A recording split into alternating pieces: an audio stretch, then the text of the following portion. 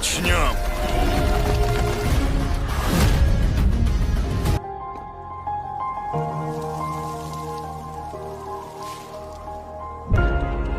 Тише.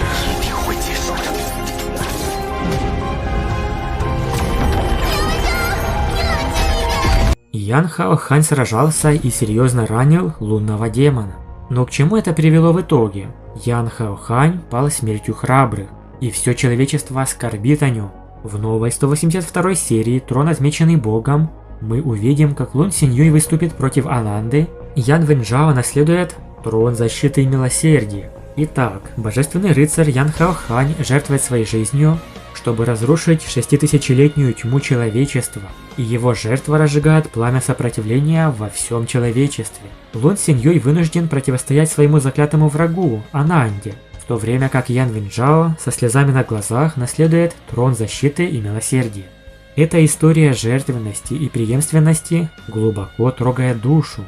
Сюжет предыдущей серии становится легендарным. Вторая битва на арене смерти Звездного домена завершилась. Рыцарь печати Ян Хао Хань героически погиб, нанеся в то же время тяжелый урон Агаресу, зажигая пламя сопротивления в человечестве. Почти все люди из Альянса 6 священных храмов присутствовали на похоронах Ян Хао Ханя, их сердца были наполнены горем. Его смерть вдохновляет все человечество сражаться с демонами с еще большей решимостью и упорством, создавая захватывающую и трагическую битву. Изначально он должен был дожить до конца истории, но в аниме его жизнь обрывается незадолго до рассвета. Создателям потребовалось немало мужества, чтобы принять столь радикальное решение. В схватке с Агаресом Ян Хао Хань оказался в невыгодном положении.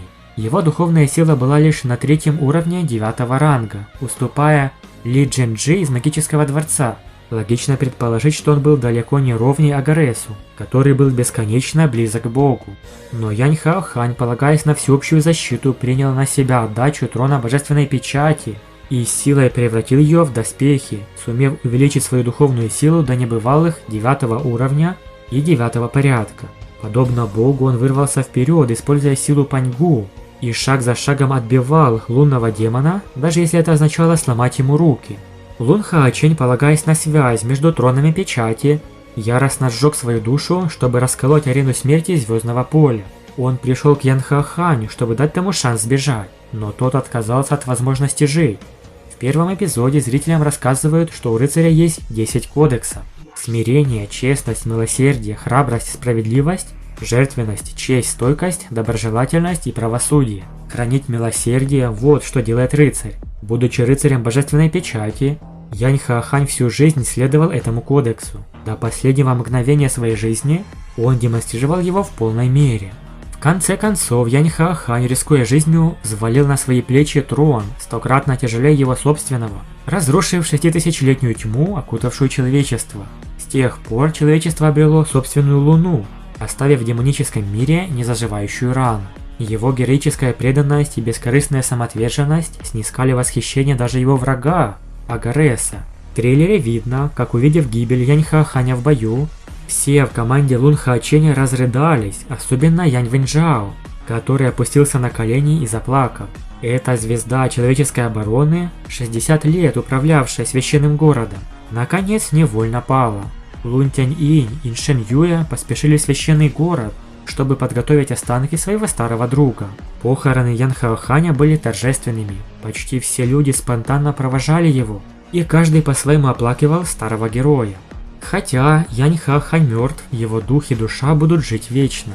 Закатный океан из его снов, который он так и не увидел, увидят будущее поколение, и люди в конце концов победят и прорвутся сквозь тьму.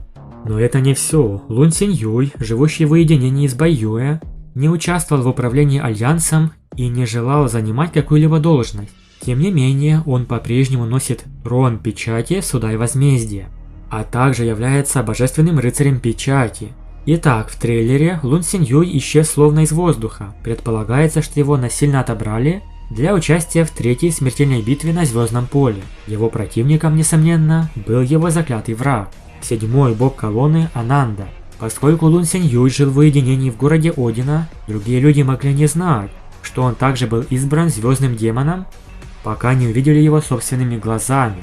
и не появился на арене смерти звездного домена. В юности Лун Синьюй бросил вызов Ананде. Хотя он занимал 7-е место в рейтинге, его сила была сравнима с силой первой пятерки богов, и он легко победил Лун Синьюя.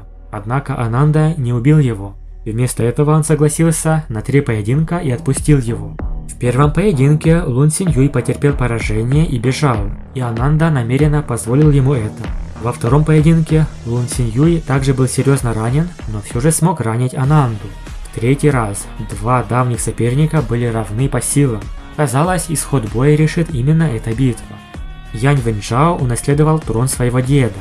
Янь Хаохань погиб в бою, и его внук Янь Вэньчжао, должно быть, был самым печальным и расстроенным. Вероятно, он долго не решался признать этот факт, и чтобы заглушить свои чувства, использовал неустанные тренировки. В то же время он практиковал с Лун Синьюем, потому что считал его идолом и хотел унаследовать его трон печати. Теперь из трейлера становится ясно, что Янь Вэньчжао должен отказаться от этой идеи и вместо этого унаследовать трон печати защиты и милосердия, который только что стал бесхозным, чтобы 6 тронов могли продолжать сиять одновременно, взять на себя бремя, которое не смог выполнить его дед, и унаследовать последнее желание своего деда. Чэнь Инэр, его невеста, они с детства влюблены.